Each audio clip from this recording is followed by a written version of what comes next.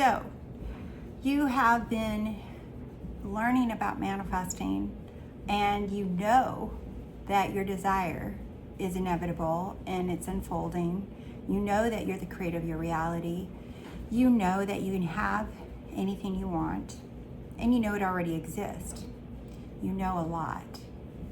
But there's part of you that feels very anxious and scared and doubt and wonder if it's actually really going to ever happen.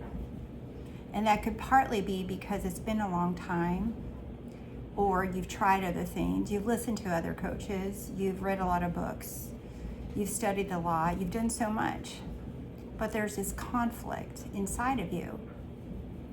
And that's what I want to talk to you guys about today. And today's a little different, just how the video, because I just wanted to have a talk with you guys, just have a normal conversation instead of, because sometimes I just don't feel like doing a setup with lights and stuff, and sometimes I do, and sometimes I like the music.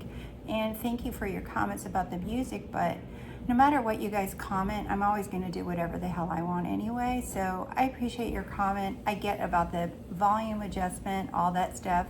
I'm playing with stuff. I'm working on stuff. So I appreciate those of you who are supportive in my learning stuff. And I'm aware of everything. I'm aware of the volume. I'm aware of the music when it's loud and it's not. I'm aware. So I appreciate your love and support, and I make adjustments when I watch the videos back. Sometimes it's a matter of, do I put the video up anyway with the volume being loud, or do I just delete the video? And I'm going to venture to say that you guys prefer that I put the video up even if the volume was too loud, instead of me completely deleting the video. I'm going to venture to say you'd rather have the video than not have the video at all. But regardless, stop trying to get me to change what I do, because I'm not. I'm going to do it the way that I want to do it, because this is how I'm being led to do it. And when it's fun for me, I'll do it. And when it's not fun for me, I won't do it. So I already know that's, and I trust myself, and I believe in myself. And I know that what I'm saying is the truth. So for all of you who decide to stay here and level up and have a higher level of awareness, thank you for being here. I appreciate you guys. So let's move on for the commenting about what I'm doing and not doing in the videos, and what I look like and I don't look like. I don't give a shit. I'll do what I want to do, and that's it. It's free content for those of you who want to watch. If you don't, you don't. Okay, so why I wanted to talk about this struggle is I just came back spending a couple weeks in Japan, and it was amazing. Shout out to all my peeps on that side of the world. I'm in love with Japan. I can't wait to go back now. But I took a lot of time when I was over there, and to really sink in further into so many downloads, so many things that happen when you're put in the middle of an environment that you don't speak the language, and it's like everything's unknown. Like, I went there once when I was a flight attendant when I was 20 years old. I was 19 or 20, and that was the only time I'd ever been to Japan. And then going back now, I still don't know the language. I know a couple words, but being in an environment where everything's unknown, the language is unknown. For the most part, the food was unknown. The signage most of it is unknown. Customs, just the whole environment was new. It was like you get flash freeze. You just get inserted into this environment where nothing's familiar, hardly nothing's familiar. And I noticed so many things, and I relate this to your desires, into how we desire something. It's like you go into the middle of an environment of like you're not familiar with anything, and there's this inner natural tendency. While I'm excited to be there and excited for everything, there's this little tendency that humans have to go to the familiar, to the known. So for example, you might want to go to a McDonald's, right? Or you might want to, you look at the menu and you're willing to try it, and you try the food for several days or a week or whatever, and then all of a sudden you crave pizza, you crave fried chicken, you crave mac and cheese, right? You crave the things maybe from your home country, and the reverse of that is also so, right? And so you are willing to try new things, but then you start craving familiarity. And then I'd hear someone speak English and I'm like, where are you from? And, you know, because I wasn't just in Tokyo, I went out to other cities too. And you crave some familiarity when you're away from the safety of what you're used to. And that's the same thing is when, the thing is that when you have a desire, and like I said at the beginning of the video, you know that you can have anything you want, you know it already exists, you know that it's all here right now, there's only the ever-present, you know that you're only looking at the ever-present from millions of different points of views, and you know all this. You know it, and even if you don't know it completely, you have an inkling of what teachers or I are talking about is saying is true, because it is true. So there's something in you that resonates with it, even if you fully don't comprehend it. And by the way, you don't need to comprehend it on a mental level with your brain, because you'll never comprehend it on that level. That's the logical level.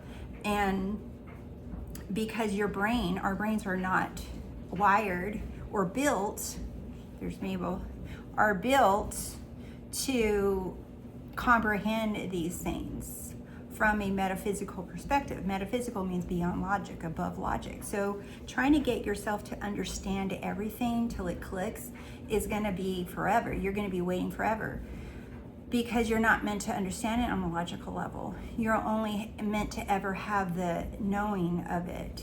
And before the knowing of it, it almost feels like it's a hunch. Like there's just like something in me just knows that there's something in me that knows that there's a version of me that can have more, or I'm meant for greatness, or I'm meant to experience something more, or life can't just be about this. And you know, those kind of hunches that you might have experienced over the course of your life.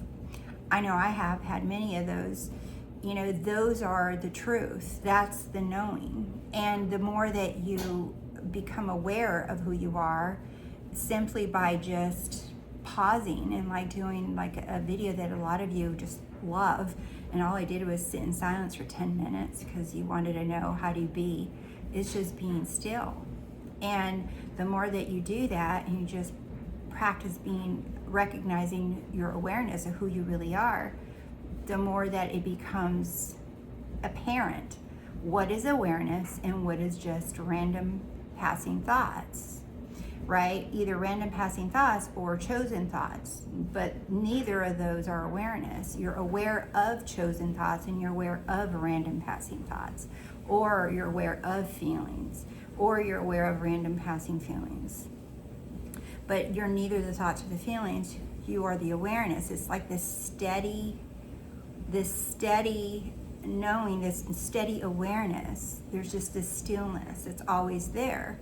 And the more that you're just practice being still, being quiet, you are able to see the difference between awareness and thoughts and feelings. You're just aware of those. And so what you want to do in doing this is practice being the awareness. So back to what I was saying earlier though is, so you know all this stuff, right? Or you kind of know it. Doesn't matter where you are with it. Honestly, it doesn't really matter. And you have a desire and your heart knows. Your heart wants it. That's your desire, right? Your heart wants something, whatever it is. Doesn't matter what it is. Your heart wants something. And you have this inner knowing, this hunch that you can have it, that it exists, right? Then, and you know that it's going to unfold perfectly. It's going to unfold in perfect timing, right? In the physical timing, because In the 4D, there is no time, but in the physical world, there is timing. And that's when a lot of you begin to ask questions, right? So the heart knows that it's going to unfold. The heart knows it already exists. The heart wants it. And the heart knows that it's not you, physical you, that's doing it. It's something much greater than you that's causing it to unfold from you. That's within you. And yet there is this anxiousness and this fear that it may not happen. There's this anxiousness and restlessness. I know because I've got it and sometimes I still get it. And it feels like you're restless and you just like, you're restless and you're anxious and you want to lean into the knowing. You want to lean into that everything's okay, that there's literally nothing I have to do because creation's finished means I don't have to manifest it. I don't have to create it. I don't have to go make it happen. To have it is, to desire it is to have it, as Neville said, right? So if I want it, that means it already exists. So I'm not creating it. I don't have to do a technique to manifest it. I don't have to change myself. I don't have to change anything about me. I don't have to change anything about another person. I don't have to change anything outside of me. I don't have to do anything. I don't have to do anything. You don't have to do a single thing because that thing that you want already is created, already exists. All we're ever doing is getting out of the way. That's it. All we're ever doing is getting out of the way. And it's kind of annoying because there's a lot of belief out there that you have to do stuff to make things happen, that you have to do techniques to make things happen, and that you have to change yourself to get what you want. And it's annoying because one, I fell for it for the longest time, and two, it makes logical sense. And it feeds into the doing, the techniques, the changing self-concept, all that stuff. It feeds into that restlessness feeling that you get. That restlessness and the fear it's not going to happen, that's the head. So remember, the heart wants it. The heart has a hunch in knowing that you can have it.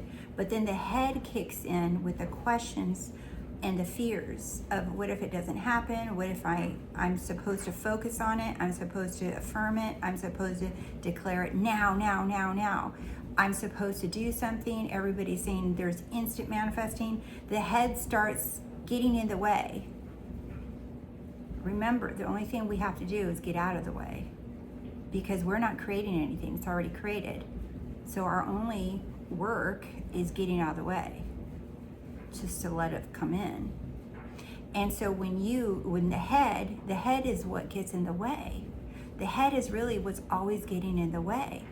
And so the techniques and all that instant, now, claim it, now. Well, I don't know about you guys, but I've tried all that. I tried all that for so long because I know it's true. And the more that I tried to claim it instant and it's happening right now, the more resistance I created, the more frustration I created, the more judgment I created that I'm doing it wrong, that it's not working, that it's not happening, that maybe it's not meant to be, maybe I should just move on, all of that, it just keeps you stuck in the loop of trying to manifest things. And the thing about it is that all of that makes sense. The techniques, the self-concept work, all of it actually makes logical sense, which is why it feels compulsory to keep doing it. It feels like I gotta do it because it makes sense. And all these people got what they wanted because it makes sense. But the thing is that it made sense to them and it worked for them, whoever them is, right? Because they believed in it so much that that's how it works. And And then other people try to mimic what other people do and how they manifest things, right? And then they find that it doesn't work for them. That's because it's not supposed to. It's not supposed to. The way others manifest, hear me loud and clear, lock into what I'm saying to you. The way other people manifest is not supposed to work for you.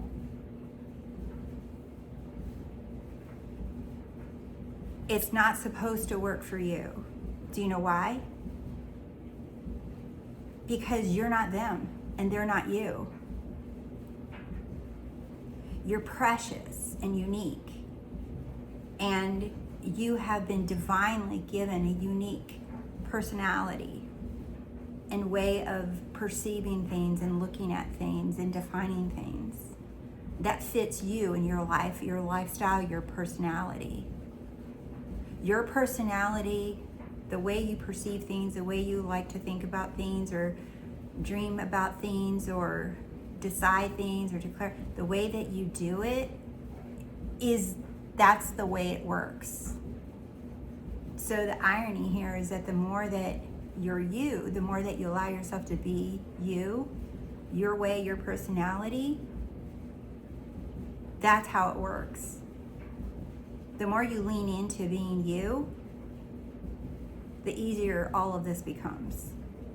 The more that you try to do what other teachers are telling you to do, the more that you try to do it the way others tell you to do it, you create struggle and resistance for yourself. We're not here to be like anyone else. You're here to be only like you and no one else. And that is the magic formula, is the more that you allow yourself to be like you are, think like you are, imagine like you are, you're not doing it wrong. That's the biggest misconception. Hold on a second. My son is trying to contact me and I don't want to end the video because this is really good. I had to mute his calls. So the more that you're you, the more powerful you are. That's what I want to say. So going back to the logical, right? So your heart knows it's unfolding. Your heart knows it's done. It's created. And the mind is saying, no, it's not.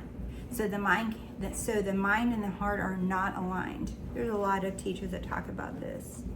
The heart, there's a whole heart intelligence organization that I learned about like 10 years ago. I remember reading articles and stuff about it, and I thought it was so fascinating, and no one was talking about it. And I was using that information to work with my therapy clients back then.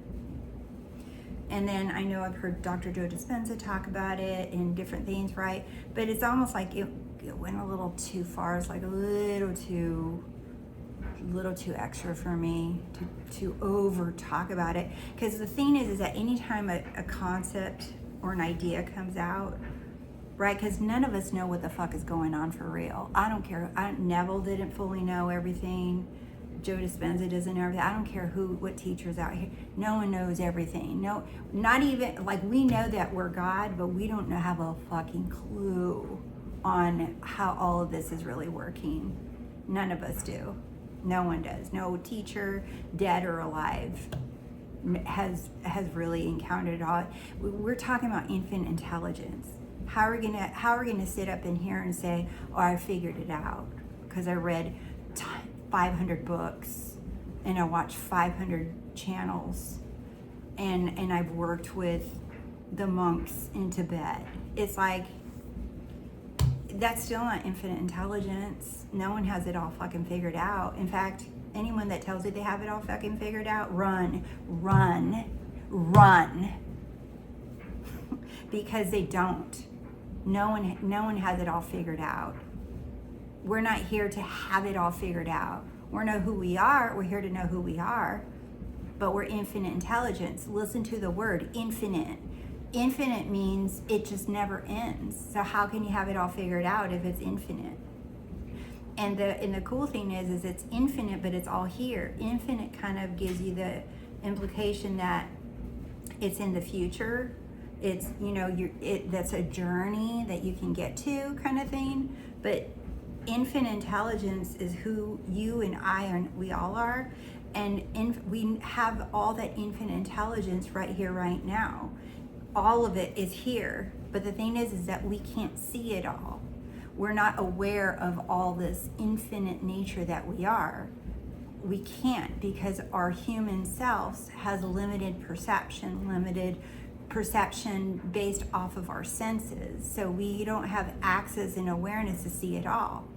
But the cool thing is that, and we may never in a lifetime, right? But the cool thing is that the more that you are aware that you are the awareness, or God, or source, you unlock more awareness of that infinite intelligence. You become more aware of more of that which you are. And through meditation, being still, identifying with that awareness and not the thoughts and feelings, like I said before, that's a practice you can do just forever. You can do it every day, whatever, as much as you want. There's no rules. And how much time or whatever you do it.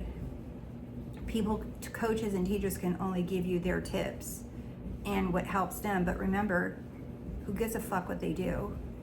Because I'm going to tell you right now that I have worked with some coaches over the years, and I've paid a lot of fucking money.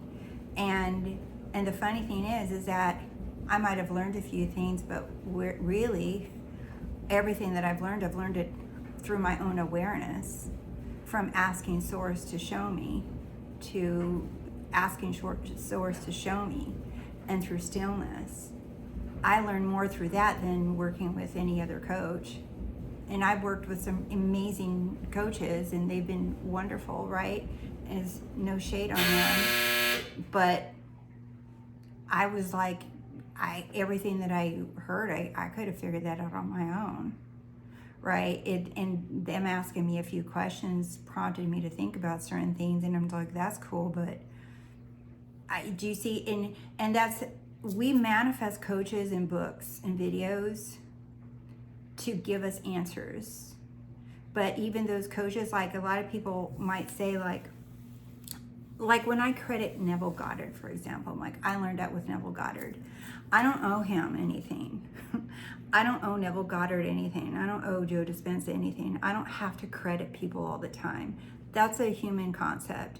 And if someone needs to be credited, if someone needs to get credit for something because they quoted me on another video, it's like, I don't give a shit if you credit me or not. I don't care if people copy my content or not. It's like, I don't give a shit. I don't need the accolades of someone acknowledging me that I said it first. It's like, that's so egotistical, and in a way that it's not divine. Because when you're whole and complete, you don't give a shit about none of that. So I don't credit anybody, because I manifested every coach, every teacher, every book. I'm the one that's manifested all of that, and you're manifesting me. You're manifesting me. You're manifesting all the teachers that you've read and studied, or coaches that you've worked with. You've manifested them. Credit yourself. I credit myself. The only person I'm going to ever credit is me. That's it. I'm only going to credit myself, because you want to be spiritually independent.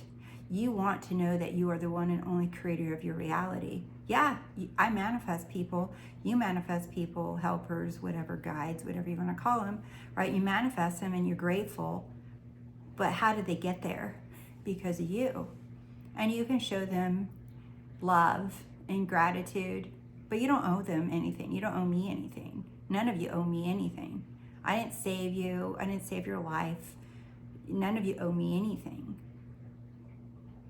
Just like I don't owe anyone anything. So if you ever hear that, understand, this doesn't sound right? Because remember, you're creating everything. So when the head is restless and questioning, and it's out of alignment, for lack of a better word, with the heart and the head are not aligned. And when the heart knows it's unfolding, it believes that you're the creator of your reality. And yeah, it is possible, even if it's in the slightest whisper of a hunch of knowing. That's the heart. And the head is the one that asks questions and says, well, how, when, and where, and it wants to control. Because, like I said earlier, like when I travel, like when I went to Japan and to other countries too, when you're in an unknown territory, fight or flight kicks in. Fight or flight kicks in for everything, and this goes back to my shrink days. There is this desire for homeostasis. Human beings have a desire for homeostasis.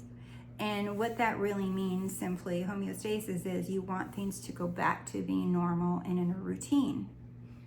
And when things are not normal in a routine, fight or flight kicks in. What is fight or flight? It impacts your nervous system, meaning your body, your nervous system, but you're bigger than your nervous system. So this isn't about, oh, I gotta control my nervous system. You're bigger than your nervous system. Remember, you're the awareness. You're not the nervous system. You're not your thoughts. You're not your feelings. But when the human, my last video, like your human needs you, right? When your human is in fight or flight because things aren't normal, it wants homeostasis, it begins to do fight or flight to try and attempt to get you back, to pull you back into homeostasis. It wants you to stop thinking that you're this other version of yourself. Stop thinking that you can be or do anything you want. Stop thinking about those desires. That's not what we're doing. That's not what we're used to. So it looks at that desire, your physical self looks at the desire as a threat. And in the body, it'll show up, the threat will show up as anxiety or fear and flight. And it'll cause you to even have panic attacks, sadness, depression, all these things, fear, and you're in, but not knowing that the heart's not doing none of that shit. The heart's not causing fight or flight. The heart's not causing you to have that rejection. The heart's not causing you to do none of that. The heart's not doing none of that. Your heart is innocent. Your heart, your desires are from your heart. All your desires are from your heart. And the heart is God. And even with the Heart Math Institute, it talks about that the neurons in the heart, you have more neurons in your heart than you do in your brain. And I think that's so interesting too, because the heart is God. And your desires and that hunch, that knowing that you're going to get what you want, somehow, some way, you know this, or you know this is true, even if you feel like you're not going to get what you want, you know something, everything you're hearing is true, it resonates, you just have this hunch that you're meant for more greatness. You're not meant to be in this constant cycle, this loop of same shit, different day, right? There's just something in you that you just, or like it might present to as like life's not fair, or this is bullshit, it's not fair. Those are all coming from the heart. It's this deep knowing that you're meant for more. And the head, so the heart's not causing flight or flight. The heart's not causing any of that, okay? The heart's not wanting homeostasis. The head, your brain, your physical brain, your mind, the thinking, processing component of you, it's in fight or flight. It's telling you, it's saying stories that you're not going to get what you want, that you shouldn't do this, that you need to go back to eating pizza, macaroni, and cheese, that all this, sushi you've never heard of is weird, that we need to go find a Burger King or whatever, just being silly. But let me tell you that the Taco Bell in Japan is on another level. Like, I miss Taco Bell in Japan already. They season their chips, if you don't know. Like the chips and cheese or guac you get. Yeah, one night I was too tired and I Uber-eated Taco Bell to my room, and it was so freaking good. They season their chips. Their food is so good. The McDonald's was okay. The Taco Bell was amazing. And yeah, I ate a hell of a lot of sushi. Oh my God, it was so good. It was so good. You guys, I came back with all this crap. These are the things, by the way, if you ever go to Japan, these things, I had these on my legs every single night when I went to bed. They're just patches to relieve soreness. These, and then I did these. These didn't really do any soreness relief. They just felt like a little spa. Oh, and these, I know these sound weird. I know I'm sharing with you guys a little bit of my trip. Okay, so what's in here? These are like, kind of like, think of Vicks Vapor Rub or little patches, right? In each circle, and you just put those on different points of your body, and it shows you right here where to put them when you're sore, because I was averaging like 20,000 steps a day. Anyway, so homeostasis is wanting to go back to the familiar, wanting to go back to what you know, wanting to go back to comfort. Comfort meaning routine, Groundhog Day, sameness. Because when you're in the routine, Groundhog Day, sameness, even though you don't like it, even though that's not what you want, at least you can count on it. At least it's familiar, and at least you can say, I recognize this. And why does that matter? Because homeostasis in your logical mind means safety. And when you feel safety, the fight or flight diminishes. So when you start experiencing familiar, even though it's unwanted, your body goes back to feeling safe. But then you're depressed because you still want something. Because the heart will never stop wanting, because that's God. Desire always wants. So the head's like saying no, and the heart's saying yes. So do you see? So think of it, what's the better way to do it? So heart and mind aligned would look like this. The heart never wavers. The heart always stays centered. The head is what's constantly moving around. And guess what? The heart is awareness, stillness. And the mind, the head, is the what's moving around with the thoughts and the what if this and how long when and but this and but that, the circumstances, but time, but deadlines, but. And this is what the irony is, that you have 100% control over the head of what happens in the head. 100%, right? But because of things like fight or flight, homeostasis, and feeling like you have no control over your thoughts, those are all just beliefs. Even homeostasis and fight or flight are beliefs, right? But this is human talk, okay? This is human talk. Fight or flight, homeostasis, regulating your nervous system, all that stuff, that's human talk, right? And I have to bring up human talk because a lot of you are more identified with your human than you are with your heart. And awareness is heart. And when you're more aligned with your heart awareness, this becomes a dominant. And then you look at this as a child or a puppy running around. You're going, but you're unmoved. You're watching your little child move all around, freaking out, right? So you don't have to heal your inner child. Do not go down that path too, okay? You don't have to heal anyone. And right, but understand that your heart isn't the one bouncing around. It's the head that you understand. And when you align the heart and the head, right, by not how, I know you guys are gonna ask me, by identifying as awareness, not as all this. When you just allow this to be, when you allow the thoughts and feelings to exist and you don't identify with them, right? Then what they do is they start naturally, organically aligning to who you are. So it's not of trying to get this to shut the hell up, or trying to get the head to shut up, or trying to meditate to shut up. No, it's about identifying with what you really are. And the more that you reverse it, because a lot of you guys think that I'm the head that constantly is thinking, talking, moving. That's why there's some people, I watch some people and I recognize it, you guys, because I used to be one of them, where I had to be busy all the time. I had to be productive. Sitting down, who's she? I couldn't sit down. Like I was constantly needing to clean, walk, go, move, work, do something, like constantly go, go, go, go. Like sitting down on the couch just felt so uncomfortable to me. Because what happens when you sit down? This becomes obvious. All the thoughts, right? That's why when you go to sleep at night, that the number one thing with my clients that had anxiety, when they tell me they'd go to sleep at night, that's when the Pandora's box of thoughts would come out of their head.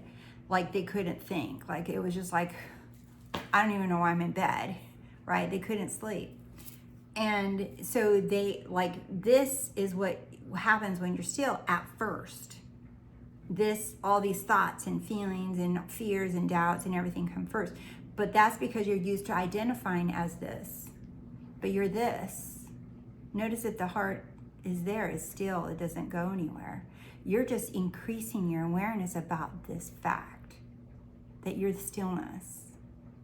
You're not this. These things change. And what people try to do is they try to affirm and imagine and declare themselves to be something and still are doing this. And then that's why they're struggling. And it feels like there's this piece of knowing that you can have what you want and that it exists already, but then you feel this struggle, like this restlessness, and they just feel like, it feels like conflict, right? Because you know, but you really want to chill the fuck out, but you can't because your head, because your thoughts, because the deadlines, whatever, because a million things. The biggest one I hear too is time running out, whether it's that's because of your belief in age, or because you've been practicing or learning or reading for a long time and you're identified more with that. And so you get really caught up in time is running out kind of feeling, and then there's this urgency. So the head is urgency and the heart is rest, peace, knowing. So anytime you feel urgency for a deadline, the first of the month, or whatever, or the doctor said, or it's been this long, that urgency is the head. It's not coming from the heart. That's not the heart. The heart's not saying it's too late, it's been too long. The heart's not doing that. That's the head. So I intend that somebody got some value out of this video. And I know it's a little different from what I normally do. But I wanted to just have a conversation with you guys instead of just sitting here yelling at you or insisting. I don't yell at people, but pointing out that everything's instant and that you're wrong and you should be affirming harder, or that you need to stop waiting and stop, stop waiting, stop doing this, start doing that. It's just like, really, it's like the only thing you want to stop is stop fucking trying. Stop trying to manifest everything. Stop trying. Stop doing all the efforting. Stop doing all the techniques. Stop doing any overthinking. Stop visualizing. Stop imagining. Stop doing all that shit. And start identifying more with your awareness. Knowing that everything's already done. So you're not creating anything. So all those efforting and techniques and everything is, you forgot that it already is created. It's already yours. And remember, we're just getting out of the way. And the way we get out of the way is by creating that little hallway, so to speak. See, when we align our head and our heart, it creates this little hallway, and everything comes in. But when we're doing this, it's like it's like your heart's going, I can't find a way to get in, right? Kind of feeling. I don't know if that makes sense, but anyway. Thank you guys for being here, and I'm glad to be back, and I'm glad to be here, and let me know what you guys think of this format. But it really doesn't matter, because I'll probably go back to music anyway at some point, because I love it. I love the music on my videos, and I thank you for those who love it too. And if you don't like it, I don't know what to tell you. You gotta deal with the manifestation that you created and your annoyance of things.